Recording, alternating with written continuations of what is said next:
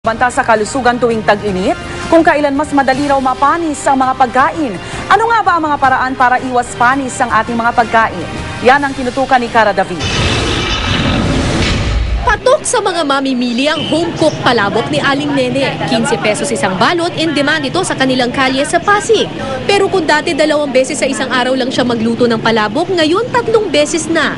Hindi dahil maraming order, kundi madali raw kasing mapanis ang kanyang paninda sa init ng panahon. Kasi kung ilalagay nyo naman to sa rep, lalamig, hindi na po makakain ng customer. Oo. Kaya ganyan po yan. So every 2 hours po? Bago ng bago. Bago na bago, kada 2 oras? Oo. Para maiwasang magkasakit ang kanyang mga suki, 2 o 3 oras lang nagtatagal ang palabok na kanyang benta. Kapag di naubos sa takdang oras, tapon na. Ayon sa DOH, isa sa mga binabantayan nila ngayong summer ang food poisoning. Mga pagkaing may gata, sarsa at gatas ang mga madaling masira. Pag summer kasi, mas maraming problema sa pag-maintain ng pagkain. So mainit ang panahon, mas madaling ma-spoil. May ugali tayong mga Filipino na nag-iinit ng food, yung mga natitira, kinakain ulit natin the next day.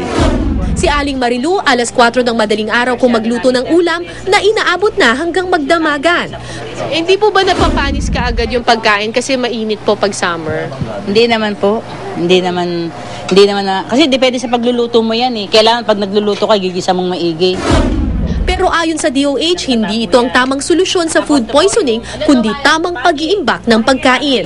Kung bumubula na ba ito, sa amoy naman mapapansin din eh. O minsan naman, hindi mo mapapansin na bumubula o amoy, pero pag tinikman mo, nag-iiba na, umaasim na yung lasa ng food. Bukod sa pagkain, kailangan din bantayan ang tubig na iniinom. Dahil mahina ang supply ng tubig kapag tag-init, mas malaki ang posibilidad na mapasukan ito ng dumi.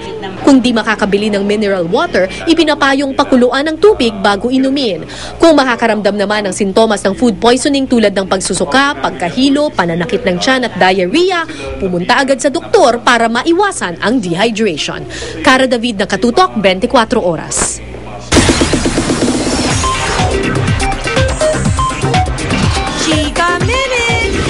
Naging star-studded ang ginanap na Coronation Night ng Mutya ng Taguig. Ang mga finalists, hinarana pa ng kapuso hunk na si Alger Abrenica. Makichika kay Lars Santiago.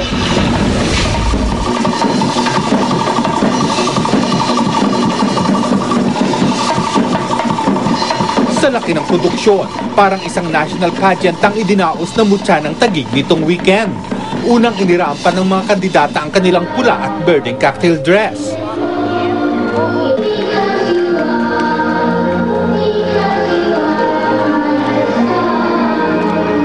Sunod naman ang swimsuit.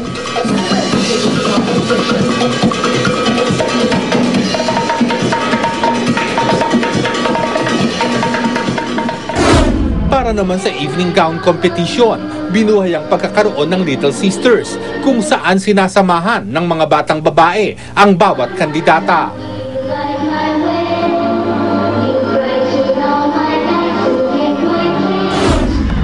Ang mga nakapasok sa top 10, hinarana ng kapuso hunk na si Alger Abrenica.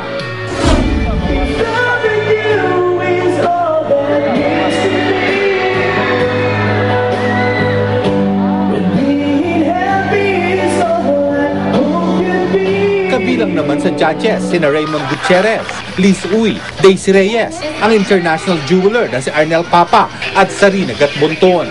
Sa huli, nanalong Mutya ng Taguig si Carla Maris Lopez. Wala na po akong masabi. Napaka-overwhelming po. Napaka-fulfilling po talaga. I didn't expect this. Thank you very much po.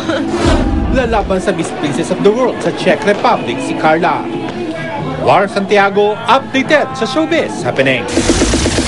Up next, Solen Yusaf may ikinwento tungkol sa kanyang kissing scene sa Temptation Island. Abangan yan sa Chika Minute.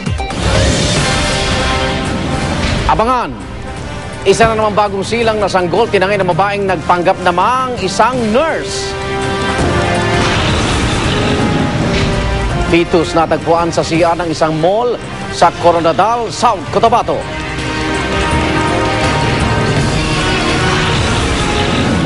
At ang aktwal na pananalasa ng buhawi sa Auckland, New Zealand. Walang patid na pagtutok dito sa 24 Oras.